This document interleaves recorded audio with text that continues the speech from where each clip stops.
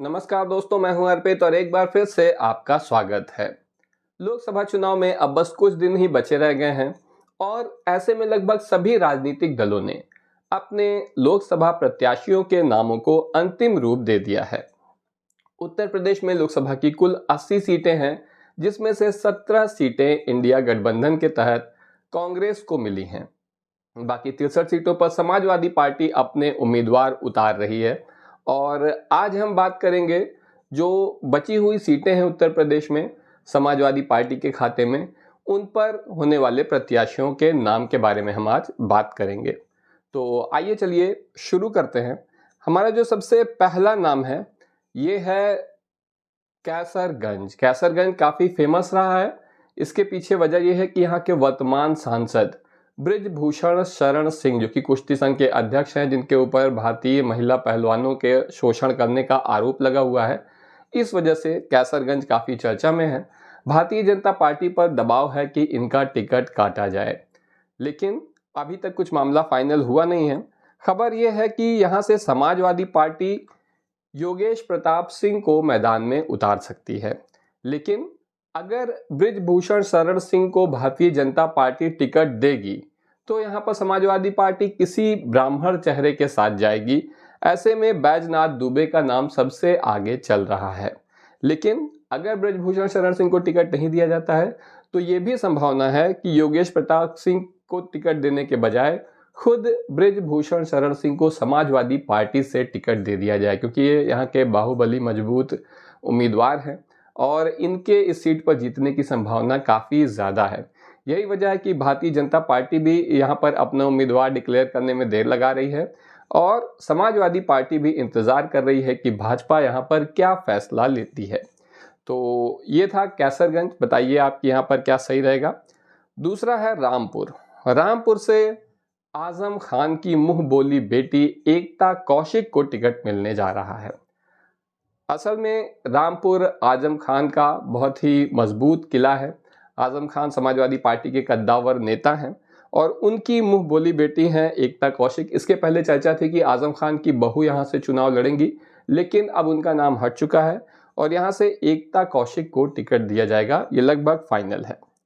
अगली सीट है रॉबर्ट्सगंज, जहाँ से रवि गौड़ का नाम सबसे आगे चल रहा है। इसके अलावा संत कबीर नगर से कुशल तिवारी का टिकट लगभग फाइनल है। इन्हें यहाँ पर लोकसभा चुनाव में मौका मिलेगा। सलेमपुर से रमा शंकर विद्यार्थी को टिकट दिया जा रहा है, जबकि बलिया से अंबिका चौधरी या सनातन पांडे में से किसी एक व्यक्ति को टिकट दिया जाएगा। इसके अलावा सीतापुर से नरेंद्र वर्मा को समाजवादी पार्टी अपना प्रत्याशी बनाने जा रही है। अब हम बात करेंगे प्रयागराज या इलाहाबाद लोकसभा सीट की।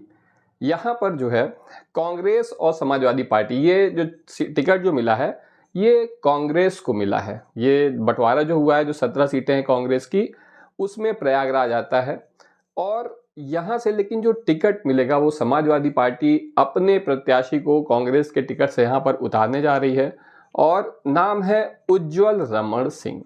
उज्ज्वल रमण सिंह जो है रेवती रमण सिंह के बेटे हैं, जो कि इलाहाबाद में 8 बार विधायक रह चुके हैं और 2 बार सांसद रह चुके हैं। तो उज्ज्वल रमण सिंह एक मजबूत चेहरा हैं, एक मजबूत उम्मीदवार हैं और ये कांग्रेस के जो है सिंबल पर यहाँ पर चुनाव लड़ेंगे, लेकिन समाजवादी पार्टी के ये प्रत्याशी हैं।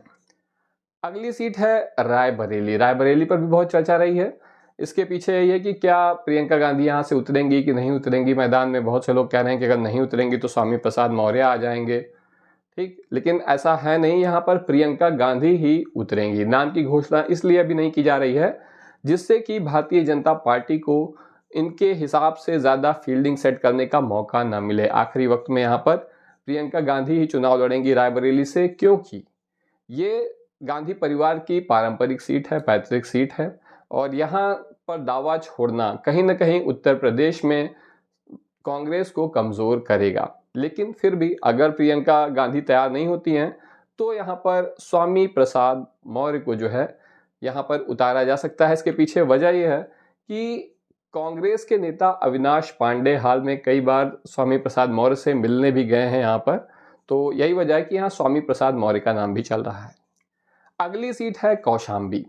कौशाम्बी में इंद्रजीत सरोज का नाम सबसे आगे था कि इंद्रजीत सरोज यहाँ से चुनाव लड़ेंगे, लेकिन अब यहाँ पर पवन कुमार सरोज का नाम भी मुकाबले में आ गया है। अगर बात करें यहाँ पर तुलना की तो इंद्रजीत सरोज पवन कुमार सरोज की तुलना में काफ़ी बड़े, काफ़ी कद्दावर नेता हैं, इसमें कोई शक नहीं है। लेकिन फिर भी यहाँ पर ऐसी खबर है कि पवन कुमार सरोज को यहाँ मैदान में उतारा जाएगा। ये राजा भैया के प्रभाव क्षेत्र वाला हिस्सा है। अगर राजा भैया का यहाँ पर समाजवादी पार्टी को समर्थन मिल जाता है तो भारतीय जनता पार्टी के लिए बहुत मुश्किलें खड़ी हो सकती हैं। लेकिन जिस तरह हम लोगों ने राज्यसभा चुनाव में देखा कि आखिरी वक्त पर राजा भैया भारतीय जनता पार्टी के समर्थन में चले गए, तो इस बात की संभावना मुझे तो ज़्यादा नहीं दिखती कि वो समाजवादी पार्टी को फेवर करेंगे। अगली सीट है कन्नौज। कन्नौज से खुद अखिलेश यादव मैदान में उतर सकते हैं। जी हाँ, इसकी काफ़ी चर्चा है और अखिलेश यादव इसी सीट से उतरेंगे। बीच बीच में रामपुर का नाम भी आता रहता है, जैसे पहले की आजमगढ़ का नाम आ रहा था, लेकिन कन्नौज से ही अखिलेश यादव मैदान में उतरेंगे। इसके अलावा फतेहपुर से नरेश उत्तम पटेल को टिकट मिलने जा रहा है।